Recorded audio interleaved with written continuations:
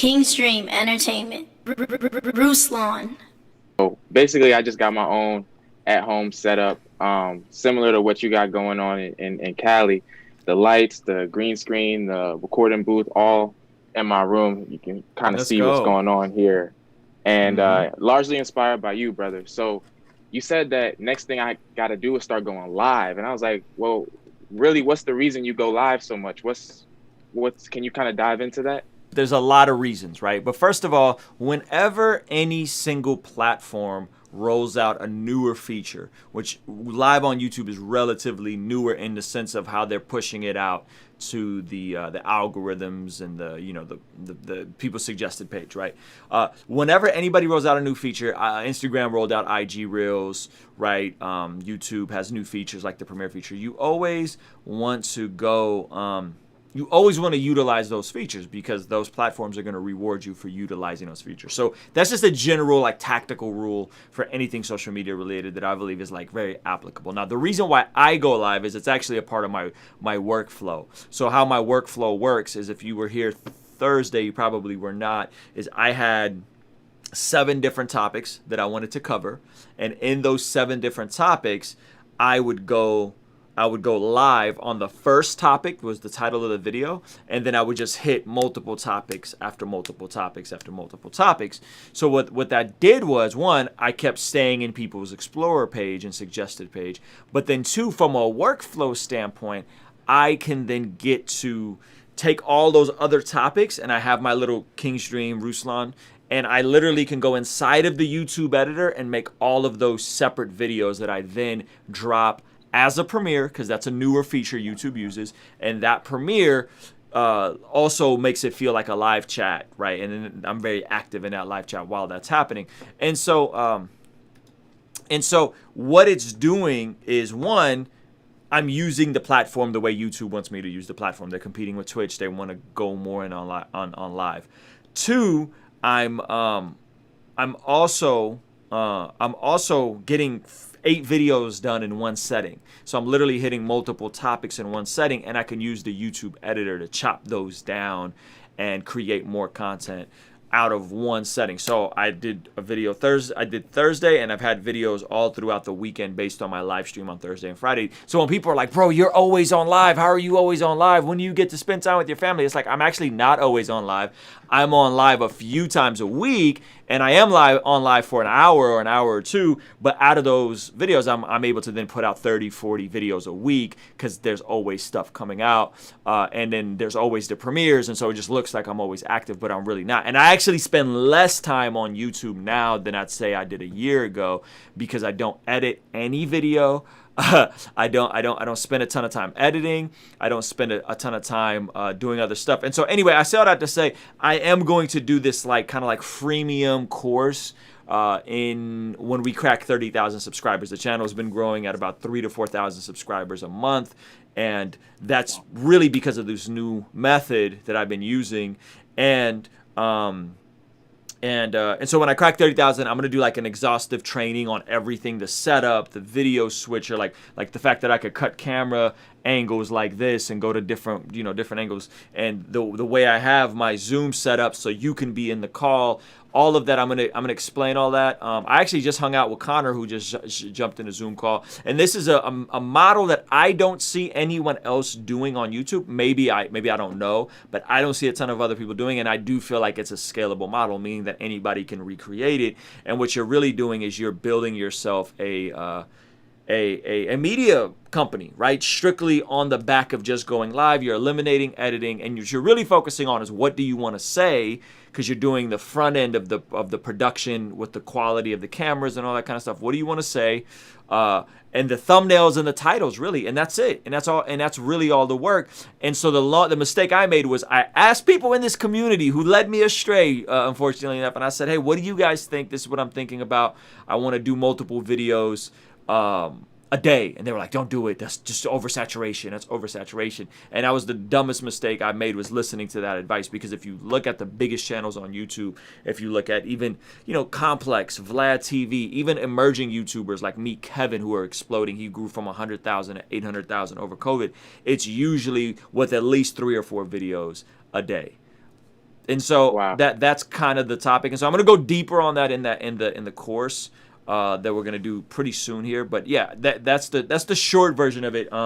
Yeah, I mean, so like I said, like you can literally take that exact model and build it out and start with just one camera. You don't have to do multiple cameras. You just start with one camera and keep chipping away at it. Got you. That makes a lot of sense. My only other question, super quick, is currently my setup has everything except for a microphone. And I was wondering what you recommend for someone on a low budget, let's say $500 a month. What do you recommend for someone who's trying to get the equipment that they need? In terms of a microphone, or what are we talking about specifically? For me specifically, it's a microphone, but if you want to broaden it out a little bit, that'd be cool too. Well, if you need a microphone, I think the easiest thing is to get a shotgun mic that connects into your DSLR. Get a DSLR. The Canon SL3 is probably going to be the best one in that 500 ballpark. And then you can get the Rode shotgun mic that you clip onto the top of the camera. And that's like a $200 mic. There's multiple versions of it. There's like a higher end one that doesn't require you to recharge it or it doesn't require batteries. And then there's like a lower end one that transfers batteries. I use a shotgun mic that's hanging and it's right above the camera, and I just like how this one sounds. And it's like, I don't know, it's like a $400 mic, $300 mic. I actually have two. I have Zach Sparazzo's old one for when I do interviews here, and then I have my main. It's a Sennheiser mic.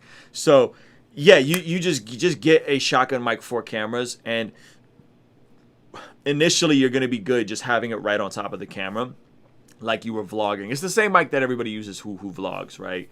Okay.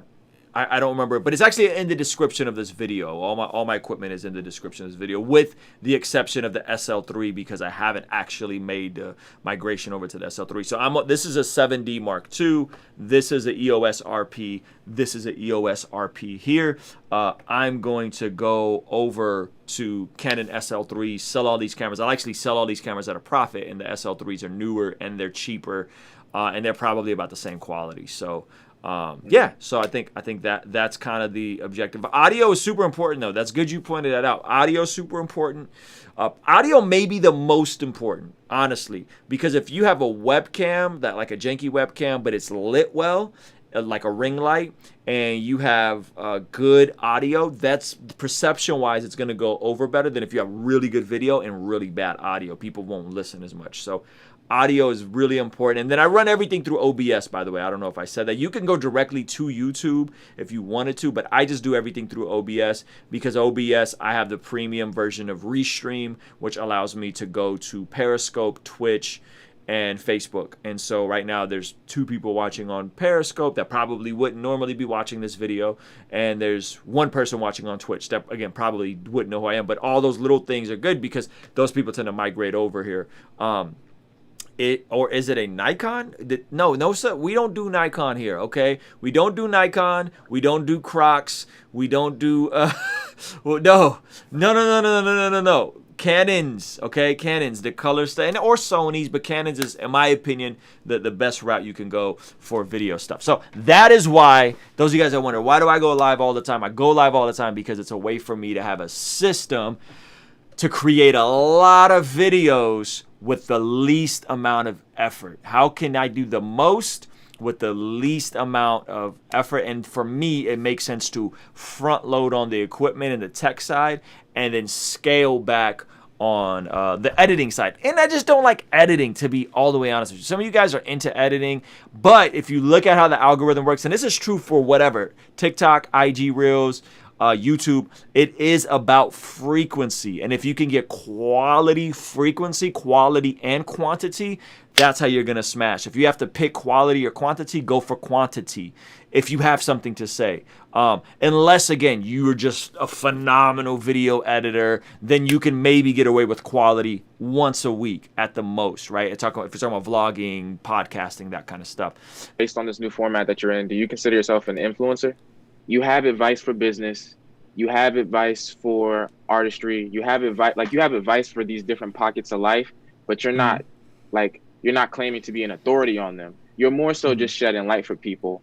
So in my mind, you're in a position to influence, but you're not like beating people over the head with this is what you have to do. So what would you call that? I would say if I had to define myself, I would just say I'm a creative and I'm an entrepreneur. a creative entrepreneur, I think, would define that, because I desire to help people. Like, I really desire to help people move the needle, almost to a fault. Like, if I'm honest with you guys, by the way, and this is what I, just so you guys know, this is what I get from everybody else that's like a friend of mine. If I'm honest with you guys, the fact that some of you guys are paying $7 a month and get to sit and we get to have this Zoom call weekly, or sometimes twice a week, sometimes there's 3 times a week we do it, and you guys get to ask somebody all the questions you get to ask me, and I'll sit here and we'll spend hours and hours. The fact that some of you guys are only paying $7 a month, some of y'all have been here for a while only paying $5 a month, those of y'all that are late are paying $12 to $15 a month. I am really undercharging something like that. If you look at comparable mastermind groups, if you look at comparable groups like mine, membership groups, Brandman Sean, what Curtis King TV was doing, the minimal $20 a month, minimal, and that's in the rap space, right? So because I want to help people, I intentionally undercharge for my time, right? Because if I really was charging like what I actually make per hour of work, if I calculated how much I generate in gross revenue every month, and I broke that down in terms of what I actually spend working, I don't spend 60 hours a week working. I just don't. Like, maybe that's whatever. Some people do. I don't. 40, 50, sometimes as low as 25. But if I calculated that, my time per hour, very few people who are young, coming from similar backgrounds like me, where they're not coming from a ton of money, they're not going to be able to afford what my rate is, which is why I also don't do features, because you can't afford it. So I figured out a way to scale this so I could help as many people as possible, charge the least amount of possible, even if I'm doing it at a detriment of me growing my influencer career, right? Because I don't really care to be Instagram famous. Like, I really just don't. And here's why: because that comes with unforeseen cost, right? I don't want to grow a YouTuber influencer career and have a ton of attention. I really don't. I want to make a specific amount of money to hit a specific goal I have, and help as many people as possible get to at least where I'm at, which is consistently grossing 6 figures, hopefully in the multiple 6 figures this year and beyond. The more attention you have, the more influence you have, the more money you have, and the less safeguards you have, the more opportunity you have. You know what I'm saying? And the more options you have to really go in and dive some deep. And your degree of like self-denial is only reflected in the amount of options you have, right? If we're talking about access to excess, access to women, access to drugs, access to greed, access to isolation. And I just don't want that. So because of that, I don't really desire to be an influencer. I just don't, you know what I mean? And I if I could just keep my numbers, if I get to 100,000 on all platforms and I make the kind of money I want to make and I help people, there's dozens of people that are on the other side of this thing and are like, yo, Ruslan, help me grow my business to 6 figures. Like, that's the win, not having 10 million followers or 10 million subscribers. I really don't want that, because that comes with a cost. Word. Well, thank you. Kingstream Entertainment. Ruslan.